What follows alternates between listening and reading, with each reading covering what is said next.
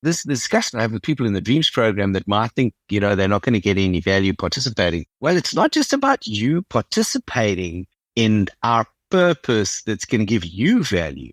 When you participate and share your life experience, how you got through challenges, not I'm giving you advice, but like, I had a similar challenge.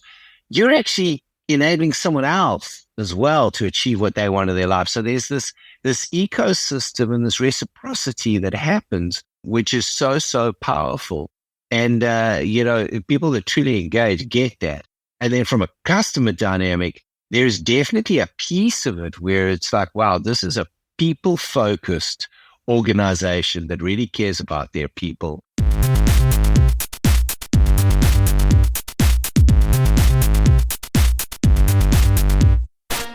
Welcome to Evolved Radio, where we explore the evolution of business and technology. I'm your host, Todd Kane. This episode is brought to you by Evolved Management Training Courses, a whole series of courses built specifically for your MSP training needs. There's a Project Management for MSPs course, an MSP Service Manager Bootcamp, MSP Security Fundamentals, and an IT Documentation Done Right course. Check out the full suite of courses at training.evolvedmgmt.com or look for a link in the show notes.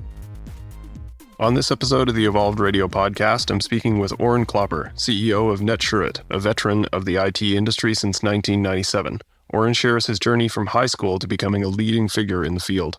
But it's not just Orrin's personal story we explore in this episode. We also discuss the current state of the managed service provider industry. Orrin sheds light on some of the consolidation happening within the industry driven by private equity and owners' desire for liquidity events. We learn about the challenges that MSPs face in finding new customers and the impact of the emerging technologies, in particular AI. Furthermore, Orrin reveals his company's unique approach to customer support agreements, highlighting the importance of incentivizing customers to follow recommendations. We also explore their company's managed innovation service and how it differentiates from their competitors. Moving beyond the industry, Orrin shares valuable insights into building a purposeful and supportive culture within his organization. We discuss the importance of supporting employees' dreams and aligning the company's purpose with that of the clients. We also dive into their programmatic approach to management and focusing on personal and professional development.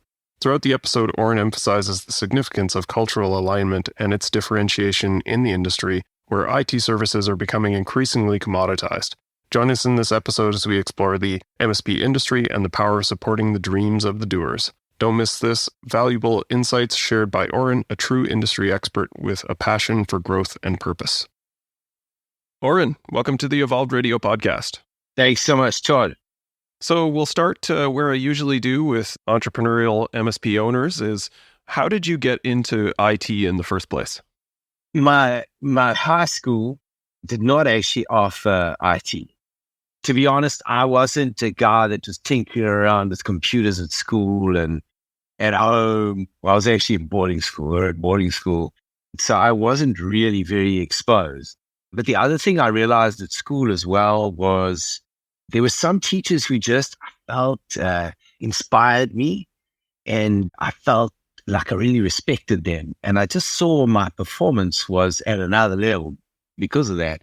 And then there were other teachers where I just didn't feel that connection. And so it had a negative impact. And it started to dawn on me that what happens if I end up getting a job and I don't connect with my boss or something? I started to think, well, how could I navigate my own path? And then at university, I did a Bachelor of Commerce with majors in economics. Well, it was actually general to start. Then I chose my majors in second year, which were economics, econometrics, and accounts. But I could do an extra major in information systems, which I actually loved.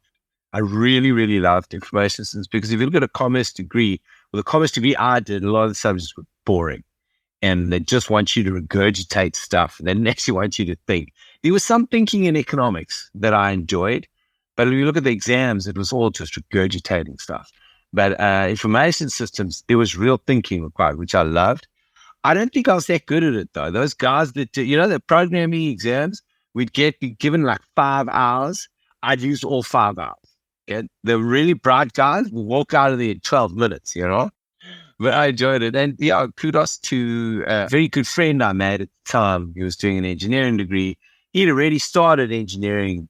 He already started a company selling engineering calculators and computers to friends and family. He saw I'd taken information systems. He invited me to come and join them. So I sold for them. And when they were on vacation, they would take these proper vacations. I would often work during my vacations to pay for my studies. I would cover things. And technically, I was very challenged. So my growth was fast during vacations. And that's really how it started. So that was 95. I did information systems. And I've been doing this full time since 1997. That's how I got into it and feel very blessed and grateful to absolutely love what I do still to this day. It's obviously evolved and changed the nature of my role and what I do, but like I really, really love what I do. Okay, great. And then sort of next step, starting your IT organization, throw us back to those days. Like, first off, I'm always curious why people start a business to begin with. Like, what do you remember sort of the inspiration or a moment in time where you're like, you know what, I can do this on my own? What did that look like for you? Yeah, I started my degree in 94, 95, 96. So I should have finished my degree in 1996, but I failed a subject. I remember sitting there on my bed counting cash, and my mom walked in, and bless her soul, legend. And my mom's such a classic. I wanted to apply for another phone line, because to run the business from home. So my mom then says to me, her normal thing, my boy, we need to go for lunch. So when my mom says we need to go for lunch, you can't go the next day or even the next week. So I'm like, Mom, let's just go quick. If you got something to, we said, no, we need to go for lunch. So 2 weeks later, go sit at lunch, opens a sealed envelope, takes out a paper, the thing you used to open envelopes, open up, takes out the letter, reads me the letter, crying. My boy, you got to move out of home, basically. Now you're old enough. If you fail the subject, you got to. So she kicked me out of home, which is one of the best things. I moved into a small 1-bedroom flat. We had 9 people working out of there at one point. And it was kind of in 97 when I finished my degree. It was kind of a tipping point where a lot of my friends got good jobs, and there was a big demand for the skills that I had.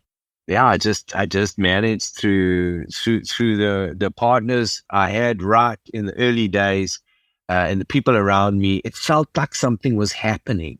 We closed a couple of deals here and there that just created some reasonable cash flow that funded things. It just kind of gradually, organically grew. We grew every single year except since 1997, we've grown every single year except 2020.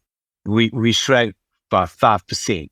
The first time we ever did, but it was transformational what happened in that year.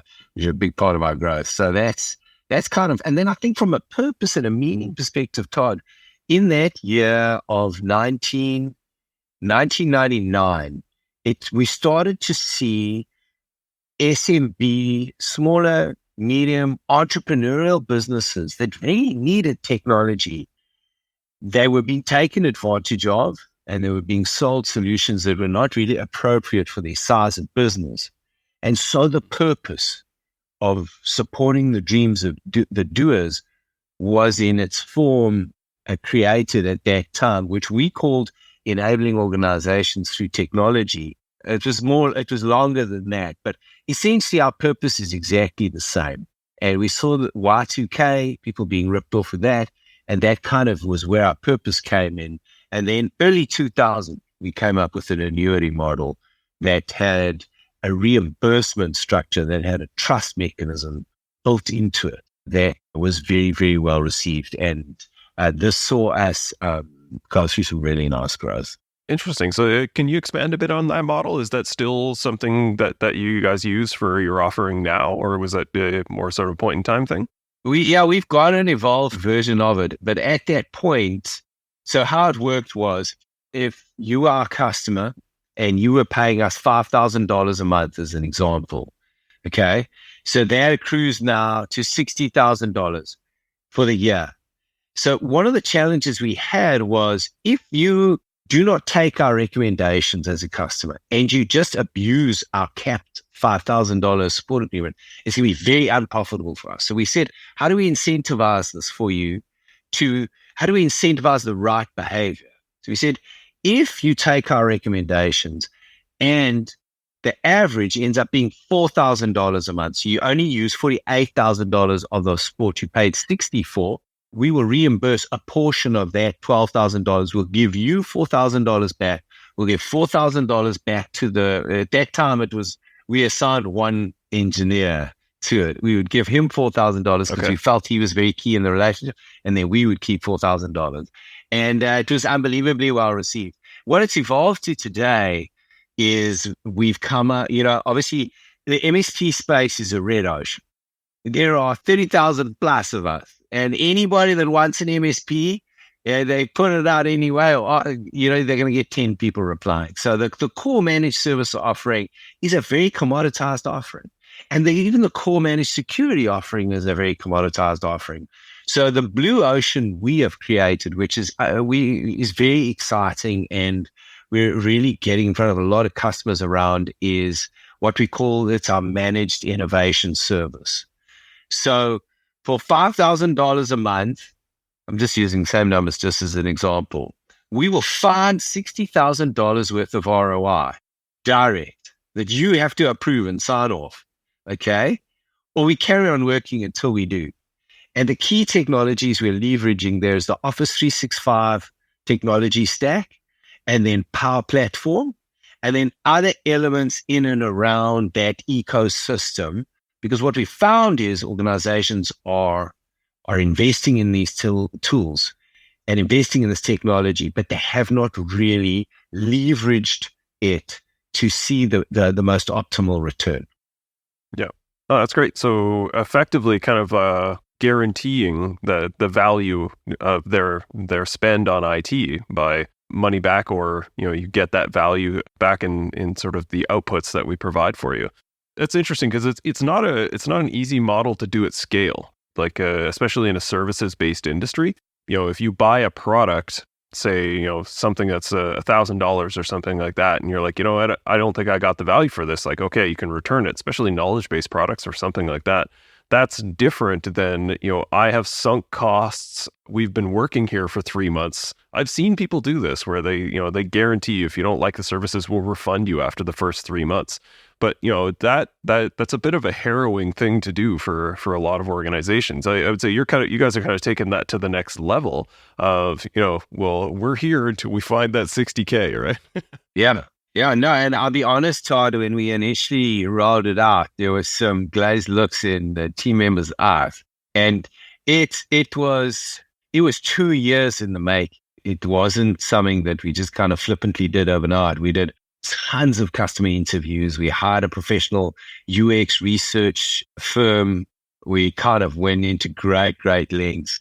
We leveraged the input of one of our advisory board members. So it was heavy lifting to get there. And some of the team, as you got in any team, some people just love the new stuff and they have faith and they'll go out and evangelize something before all the proof and the reality is there. And then you have others who sit back and wait for those. And that's just the nature of a team. But no, it's been a great journey. And I think also just being an MSP, knowing that we have something truly value-based and differentiated, it kind of makes you feel good in your heart, right? That you actually are doing something different in a part of your offering, and it's really 100% focused on the value it creates for your customers. It feels good. Yeah, it's a really important aspect, and I think that sort of tips towards one of the things I wanted to touch on here is your organization, and I get in chatting with you, like you in particular are highly focused on sort of the cultural element of your business. Do you want to expand on that and just tell us sort of how you think about the culture of your organization? For sure. In 2004, I came across a journaling tool called Map for Life. And the guy that came up with this is a legend. He's a pastor and he's an engineer. Okay. It's a dangerous combination. And then he said he's going to map out the maths and science of how to set goals and achieve them. And his journaling tool is just unbelievable. So it's called Map for Life. So I kind of grasped this and I thought, wow, this is exciting. This is really a blueprint of how to achieve what you really want. And, it also kind of comes from the perspective. I never really was that talented at anything at school. I was an okay sportsman. I did well at maths. I was academically probably predisposed to do well at maths and science, but I still had to work hard. Nothing kind of came just like that. So this idea that you could have a methodology to set your goals and work towards them, measure yourself, hold yourself accountable, I really loved. And then in that year of 2004, the business was just in South Africa at that time, and most of the SMPs did not have cloud-based servers, and it was in like a broom closet was the server. And in summer, there's no cooling.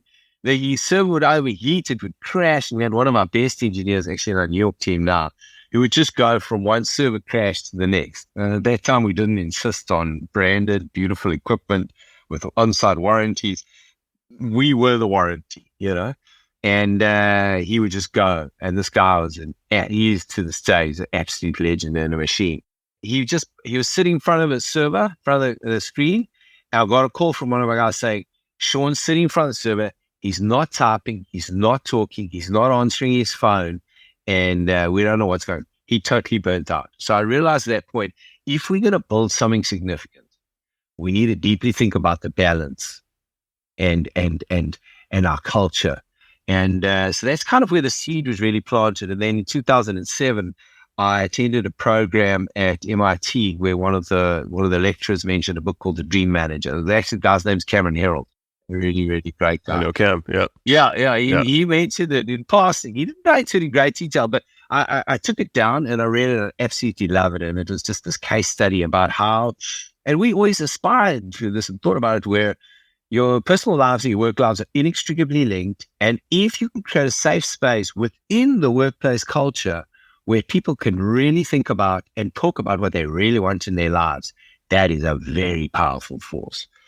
So we took Map for Life and Matthew Kelly's book, The Dream Manager, made our own version of it. So, it's one of the key pillars. Our purpose is supporting the dreams of the doers, which the primary focus of that is our people. And the aspiration there is you could do truly great work, but you can also be an active present father, an active present mother, husband, wife, whatever roles are really important and meaningful for you.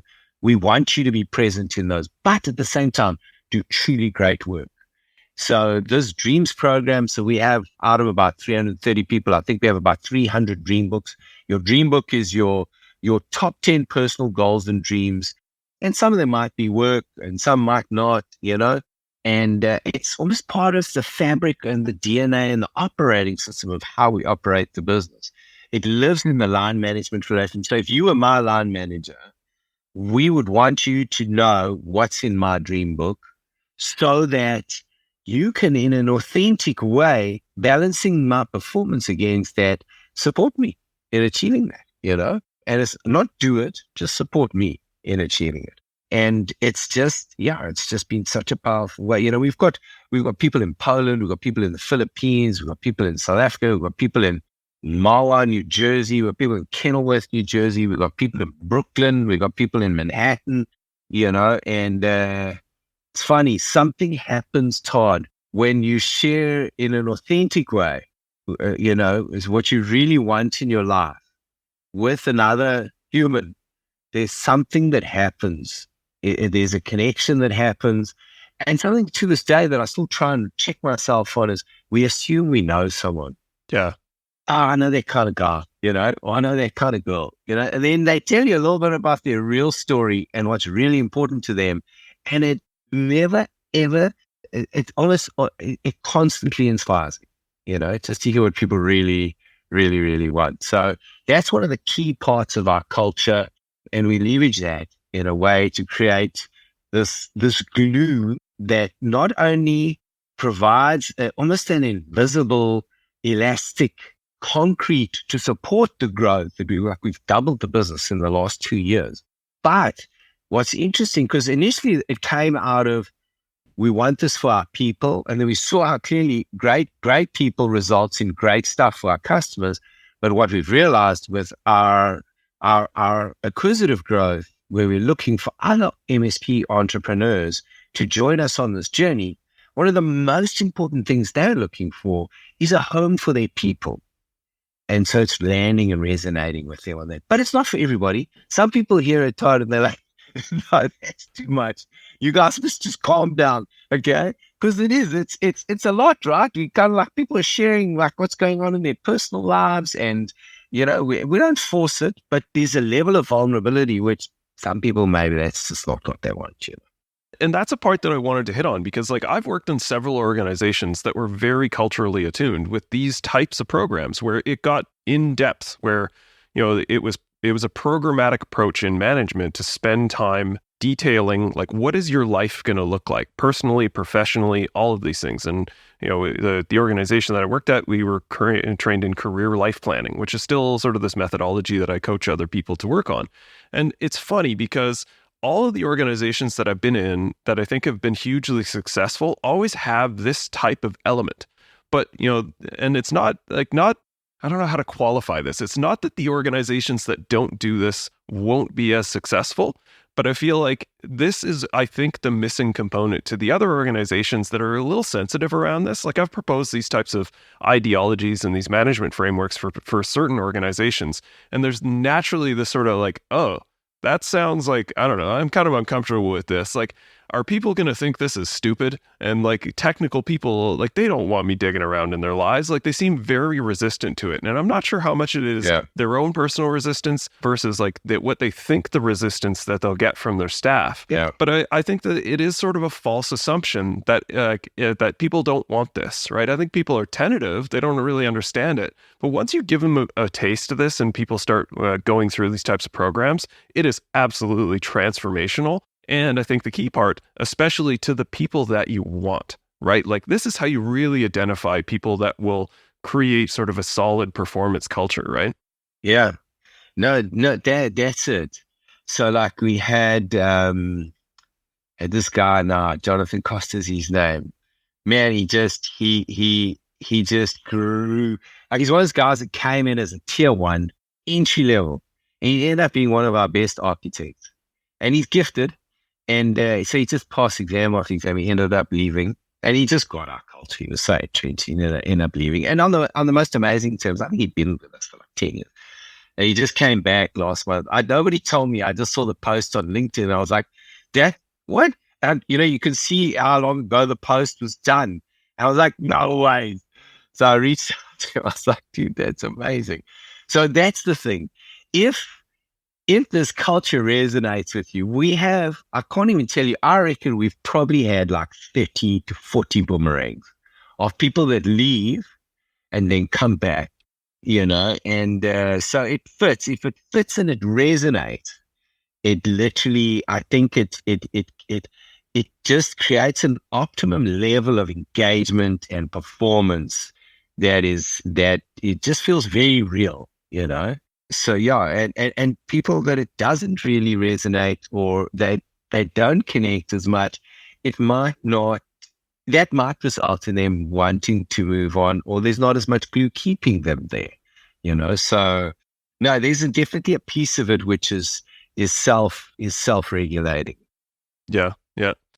I love this idea around culture, and I think that the internal component is just as important as the external component in how you build a performance-based culture with your internal team, but also how it actually reflects with the clients and marketing and how you're building your business. Because people talk a lot about books like Start With Why, but I think they actually get wrong the fundamental thesis of the idea around like, okay, I have my why, so now I have this marketing angle that I'm going to try and build upon it. When really, if you understand the basic thesis of the book, is that people don't care about what you do, they care about why you do it. And I think this is an incredibly powerful way to select and work with organizations that will work with you not because you do IT or you're the cheapest. These are not the ways that you want to find and select customers. It's because they actually understand what you do, why you do it, and have a cultural alignment. And those value alignment principles, both internally as well as externally, I think are incredibly powerful from a point of differentiation for your business. And this is something we've kind of talked about a little bit about, like the IT is somewhat commoditized. And I think going forward with the enablement of AI and sort of the flattening of like all the services and business model that the MSP ecosystem uses, what is the differentiation, if not those cultural alignment and why you do things or how you go about it and what is different than everybody else on the street that also does MSP IT services, right? Yeah. The way you focused in on, I think, the heart of what your purpose really is. And it's not just a cool marketing angle. You know, we had Simon Sinek come and spend, did a program. It was just for you. He came and did with the Entrepreneurs Organization. We did it at Stanford. He'd hosted a session with a friend of mine's business. And he said, and anyway, so Simon said, who wants to volunteer to be interviewed live? So anyway, I know that I'm very emotional. I didn't feel like crying in front of everybody because Sebastian, a friend of mine, told me that Simon had interviewed some of his people and they were, well, as Sebastian said, he was in tears in front of all his people. So I just thought, let me let some other guy. But he has a way of peeling back the layers to the key moments in your life that connect you to your why. And it was out of that we started realizing how important it was to, and it was after that year we came up with supporting the dreams of the doers. You know, so for me, the thing, this discussion I have with people in the Dreams program that might think, you know, they're not going to get any value participating. Well, it's not just about you participating in our purpose that's going to give you value. When you participate and share your life experience, how you got through challenges, not I'm giving you advice, but like, yeah, I had a similar challenge. You're actually enabling someone else as well to achieve what they want in their life. So there's this ecosystem and this reciprocity that happens, which is so powerful. And, you know, people that truly engage get that. And then from a customer dynamic, there's definitely a piece of it where it's like, wow, this is a people-focused organization that really cares about their people. And we purposely try and avoid customers where they do not have that type of orientation. And we've made a mistake, Todd, where we've closed some customers like that before, you know, and if there's a certain line if they cross, we will walk away from that relationship because we don't, you know, sometimes in IT, customers can abuse IT people and we don't allow it. We don't allow it. So it's the purpose piece is just, it really is the bedrock on which we built this business. And then, you know, someone says to me, Orrin, why do you want to grow so big? Why do you want to, you know, be such a large organization? Well, the exciting thing is the more we grow, the more MSPs that are able to join us on this journey, the more people's lives we can touch in what I believe is a relatively unique way. Okay. The more customers' lives we can touch. And, you know, so it just grows the momentum of the impact that we can have. So, yeah, it's very exciting. Yeah. Okay, cool. And I guess, like, how do you think about this and what we talked about of the differentiation going into the future of the IT industry? You know, AI is going to change things. The consolidation in the industry is somewhat changing things. You know, there's going to be lots of market influences. And as you said, it is a bit of a red ocean. Gone are the days when you had to educate people on what a managed service provider was and why it was better than a time and materials provider or a VAR. Yeah, that's long gone. Yeah, like it's your people are just now sort of swapping managed IT providers, and you know it's not an insignificant effort for the client to make those changes, right? So, what do you see as sort of the future of the industry in sort of that broader picture and the market influences that you see? Yeah, so I think there's you know, I suppose I've been kind of doing this full time since 1997. And you've touched on some of the huge forces at play right now. So there's a consolidation happening in our industry. There are about 70 to 80 private equity firms that are involved in consolidating the MSP industry. The size of this economic force is transformational. So even if you might never want to sell your MSP or you think private equity is just the worst thing in the world, you need to understand it. It's a massive economic force, and it's one of the key reasons. It's one of the forces that is driving consolidation. And now there is many of the MSP founders are further on in their career, in their late 40s, early 50s, late 50s, something even early 60s, and they're looking for a liquidity event, So this consolidation, there are many elements at play there, which is very, very significant. Part of what's driving that consolidation, I also believe, is it's like a lot of these MSPs we're engaging with, they're struggling to find new customers. And they're cutting their marketing budgets because they're just not seeing the return, because it's a red ocean. Some have differentiated and got different angles and so forth and that, but a lot of them are just really struggling to find new customers. And then, so that's another piece of it is driving the openness to potentially look at traveling a journey with an acquirer. And then, the likes of AI, I've been reading in the space of AI for so long, and there's a book, I think it's called Superintelligence or Superhuman, I forget which it is. I think it's Superintelligence. And they spoke about it late. There was a chapter where he said that 99.999% is not going to feel like it's really achieved anything significant.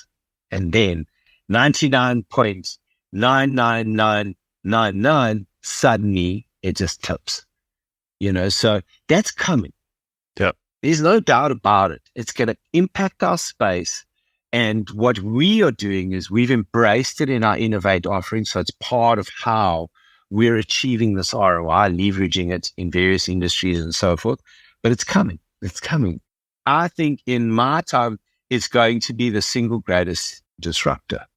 Yeah, it's interesting. I like that quote because I've seen that to be true. Like ChatGPT was a thing that no one really talked about. And that was sort of the 99.99. Like it was really good at what it did.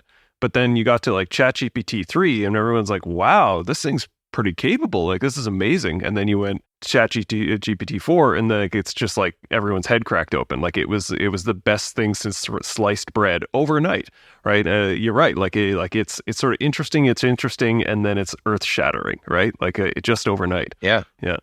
No, so that's coming in different forms and incarnations, which I think can be tectonic plate shifting change is coming, and it's we're trying to stay ahead of it, and we're investing in it, and we're building it into our offerings and engagements. But it's exciting, but also scary times.